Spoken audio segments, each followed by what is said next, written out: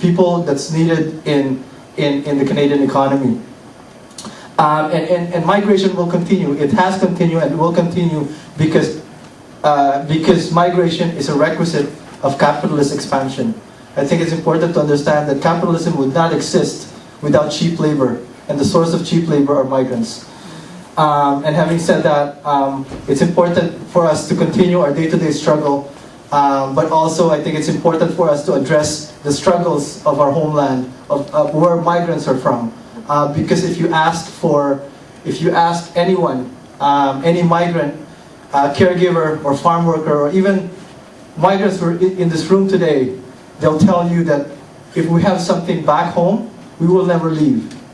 But we're pushed to leave. We have to go because mining companies of Canada is in my village. I was forced out. Canadian companies are displacing people in my country. I have to be forced out. I mean, these are some of the conditions that migrants from third world countries are faced, and that's why they're here today. And with that, I think it's important to recognize the struggles that these migrants have in their own countries. It's important to acknowledge the struggles, the liberation struggles that they're waging in their own countries. Thank you. Fellow migrants, friends, brothers and sisters, good evening. As migrant in Canada, as you know, is a struggle in itself.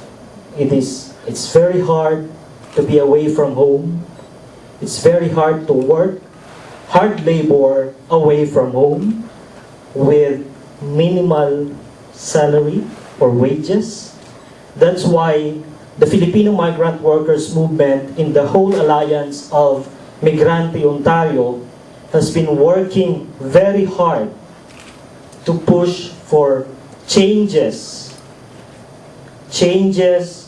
in basic rights and welfare for migrant workers in Canada, or in particular in Ontario. As Marco said a while ago, many Filipinos leave the country every day. In fact, 3,000 Filipinos leave the Philippines every day. And right now, Filipinos are in over 100 countries around the world.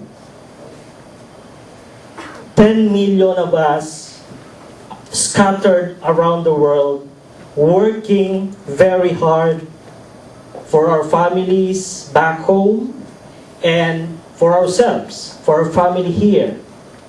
But why? The question is, why?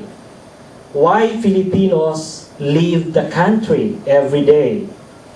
As Marco said a while ago, because the Philippines is backward, there's no job in the Philippines, there is a systematic corruption in the government, there's abuses, human rights abuses in the Philippines.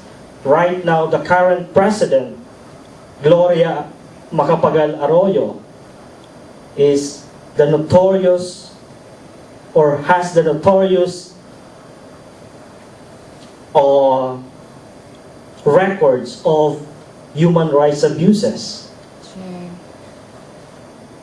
Since 2000, there are over 1,000 people, churchmen and women, activists, progressive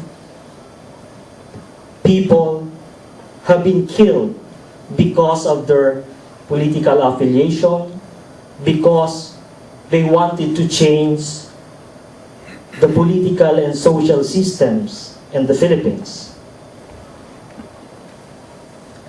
But the government is doing nothing. Perhaps you heard the news last month, November 23, there is the one single crime wherein 57 people were killed because of electoral related purposes. And now, in that incident, there are 30 journalists killed in the Philippines in that one incident. And after that, the Philippines has become the most dangerous place for journalists in the world after Iraq. It is a shame. It's a shame for the government. It is a shame for the whole nation. But after the incident, the government has done, well, nothing, and declared martial law for 1 week. Declared martial law for 1 week. Let me go back to the question why. Why the Philippines is like this? Why Filipinos leave the country every day? Because there's a massive poverty, there's a massive unemployment. And the 10 million Filipinos around the world are making so much money. 10 or 14 billion US dollars we're making yearly as remittance to the Philippines. But the government is always saying they have no money. They have no money. Because of systematic corruption in the Philippines. That's why here in Canada, Migrante Ontario, the whole alliance of Migrante Ontario has been trying to push for changes because we support the struggle of our people in the Philippines, our own people in the Philippines. Because if we have job in the Philippines, if there is national industrialization in the Philippines, Filipinos, our countrymen, won't leave the country. But this is our future. We have to fight, and this is the future for our country.